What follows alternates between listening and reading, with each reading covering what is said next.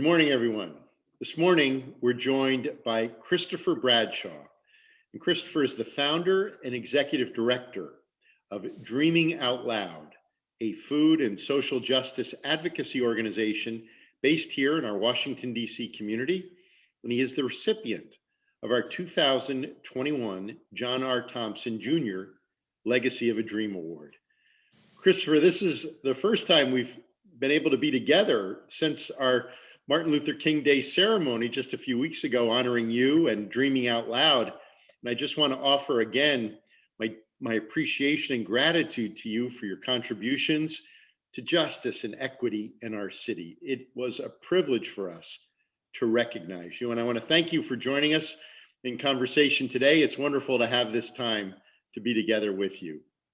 Yeah, it's great to be here. And I'm still ever proud of being a recipient of the award and just thankful for the folks that I've had the pleasure of working with, whose shoulders I stand on. And I appreciate the recognition and glad to keep the work moving. So to begin, tell us a little bit about your organization, Dreaming Out Loud. What led you to begin this work and take on the issues of food justice in our city? Yeah, absolutely. So at Dreaming Out Loud, our mission is to create economic opportunity within marginalized communities by building a healthy, equitable food system. And I would say that my work as an individual began with the exposure to social justice and the civil rights movement and workers' movements as a child. You know, my mother, a single mom, worked in the Highlander Center in Tennessee. And that, was a place where they trained civil rights workers, and that history is very deep and steeped in the traditions of movement work. And so I, from a very early age, had a frame of what social justice was, and, along the way have, been fortunate to come across folks to help me sharpen my lens and my skill set in terms of being able to be impactful on the ground within the community. When I came here to DC, in 2000, it was a very different city, but a city that I was already familiar with. My father is from DC and grew up and was born near Trinidad in Northeast. So I've been to DC plenty of times and had DC connections and family members here. So it felt like home when I got here. And so, I wanted to make a difference in the community, and going to Howard University, that was something that was emphasized as well. And so, I started initially with youth programming, trying to find a way to make an impact in young people's lives. And it was very evident very early on that food was a major issue, a glaring issue that was impacting the community. So we didn't have healthy options. We didn't have jobs as it relates to food, protection for food jobs. And so, being that was the case, we would walk around the neighborhood and there were no healthy options in Ward 7 where we were running after school programs. And so we just wanted to make a difference and soon saw that there were opportunities for the community as well. And folks would tell us that, I want jobs, I want a job training, I want to start a business or grow a business. And so we just started trying to fill gaps. Now, you founded Dreaming Out Loud over a decade ago. Take us through your trajectory as an organization, your work at Kelly Miller Middle School, and what do you see as some of the greatest impacts of Dreaming Out Loud? Yeah, that's right. So it's hard to believe that it's been as long as it has been. I'm excited about where we are and where we're going, but the work started out, as a Black-led organization. You don't have the access to the resources that you need.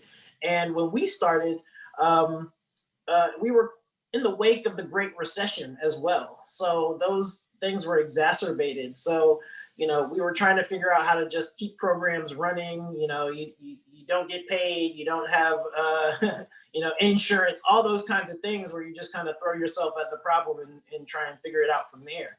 And there's a lot of folks who are, in similar situations doing the work, but also in the community. So, for us, it was a matter of how do we, figure out the resources, figure out systems, and try and make them change or pivot to serve the community where they're not, and challenge power, speak truth to power, so that things work better, and we can move towards like transformative and real substantive change. Now, talk about the connection between food security, economic opportunity, in community health? What are some of the biggest challenges we're facing when it comes to food and equity? Why is this work so important? Yeah, absolutely. So the biggest challenge that we're facing is white supremacy and structural racism. The work that we do and what we're facing is the resultant impact of 400 years of discrimination, of racialized violence, of public policy that has either specifically targeted Black folks or specifically excluded Black folks from being able to participate in the food system, that has driven folks off of land, farmers off of land, that has robbed our communities of wealth or the opportunities to build wealth. So when you see a racial wealth gap, like in the DMV region, where white wealth is 81 times that of Black wealth, that is a part of the story of why food insecurity and the food system is so broken. So, we have community members who are not able to afford healthy food. Well, they weren't able to build wealth because of denial of access to home loans and the wealth building opportunities through home ownership, through redlining. We have family members from the South, and so do many of our community members from North Carolina, South Carolina, and DC, where a lot of folks come from, who have experienced those acts of violence that drove them from lands. And so now when you talk about Black farmers not having, the access to land, access to the loans and support programs to grow more healthy food, to be able to serve their own communities, or market access, that's when you start to see that those impacts are cascading and that they pile upon one another. So, transportation justice. We have folks that can't travel efficiently throughout the city to obtain employment. There's all sorts of issues that are compounded around food. And so we just use it as a lens and a vehicle to talk about what the circumstances and the structural challenges are. Now, the pandemic has highlighted and in many ways deepened the issues we're facing around poverty and racial injustice and inequality. And organizations like yours, like Dreaming Out Loud, have been asked to play an important role in supporting our communities during this time. How have you been able to adapt? And are there ways you see the experiences of this moment shaping your future work? Yes, absolutely. So again, referencing the historical context in which we do the work, we had a situation where, within our communities, there's resting double-digit unemployment east of the river, Ward 7 and Ward 8. And so the pandemic has exacerbated that, where you see, 1 out of 2 adults don't have employment. We're concentrated in service work and food work in areas where that the crisis has made it harder for our folks. And so one of the things that we have pivoted to is trying to use more resources to stand up Black businesses that are serving the community through provision of healthy meals, and finding ways to partner to resource that work so that things like what we did this summer can be more of a regular occurrence. This summer, between April and August, we worked with graduates from our Dreaming Out Loud's Dream Food Enterprise program to produce more than 45,000 healthy meals that went to community sites for vulnerable community members who couldn't get out during the pandemic. And so we were able to, through a partnership with World Central Kitchen, through DC Central Kitchen and others, to better resource those entrepreneurs so that they were actually paid for that work, and generated more than $350,000 for 4 Black woman-owned businesses, 15 Black workers, helping folks to survive this moment in the pandemic, but also being careful about the way that we describe what the circumstances were just before the pandemic happened. So for us, it's not a return to normalcy, and the recovery can't just look like a normal economic recovery from a normal recession. It has to look like reparative and restorative justice that repairs the harms that that drove the circumstances in the first place. Now we have a new presidential administration and are seeing new emphasis on food insecurity, especially around children. Second gentleman, Doug Emhoff, came to visit Dreaming Out Loud on one of his first official activities after the inauguration. When you think about our local and national context, what are some of the issues that you want policymakers and government leaders to focus on? What are some of the most important ideas we need to be attentive to?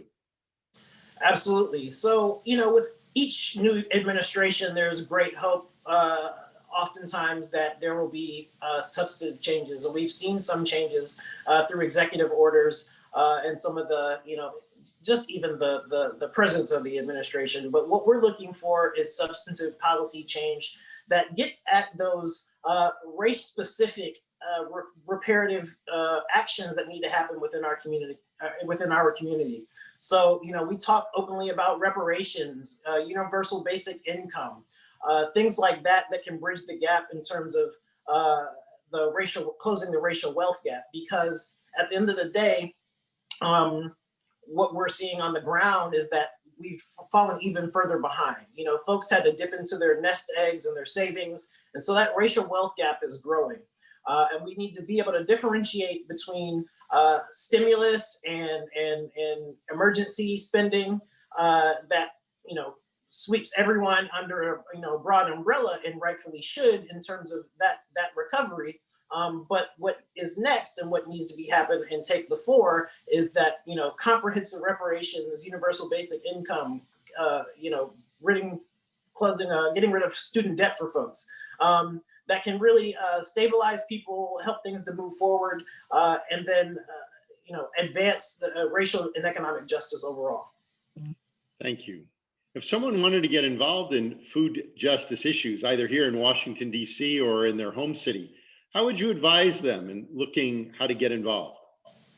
Yeah, I would say, for us, we talk about food apartheid, and if you want to get involved in dismantling those types of systems, it is finding a Black farmer at your local farmer's market and purchasing from them. If there's not one, asking why not. And if there's if you figure out the answer to why not, it connects back to those historical circumstances. So Dreaming Out Loud is not the only organization working on these types of issues. There's the Black Church Food Security Network if you're in Baltimore. There's a National Alliance of Black Food Justice, that works nationally. There's all sorts of incredible groups. So it's about finding where your local touch points are, and maybe it's volunteering, maybe it's showing up at a workshop, but it's taking those next steps to have hard conversations with your family, with your elected officials about racial justice and racial equity and economic justice, and where you can make an impact in moving the needle for folks to understand the issues and then take action.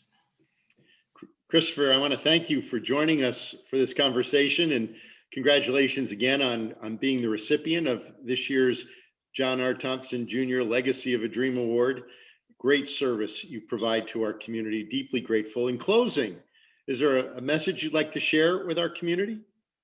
Yeah, absolutely. So in closing, I would say that, we are shaped by the policies and the history that is given to us. But our next steps are ones that we can take together in terms of reshaping what comes forward.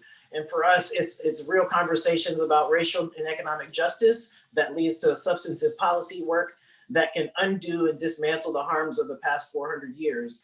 And so if you want to find out more, tune into dreamingoutloud.org. We want to do more political education and continuing to build power within the community to make sure that these things are realized at a local level and then bubble up to the federal level so we can see real change. Christopher, thank you. Thank you for joining us, and we're deeply grateful to you for your leadership here in our city and for all that you've contributed through your service on behalf of our local Washington, D.C. community. And I look forward to being with all of you again soon. Take care of yourselves and take care of everyone around you. For every Hoya, everywhere.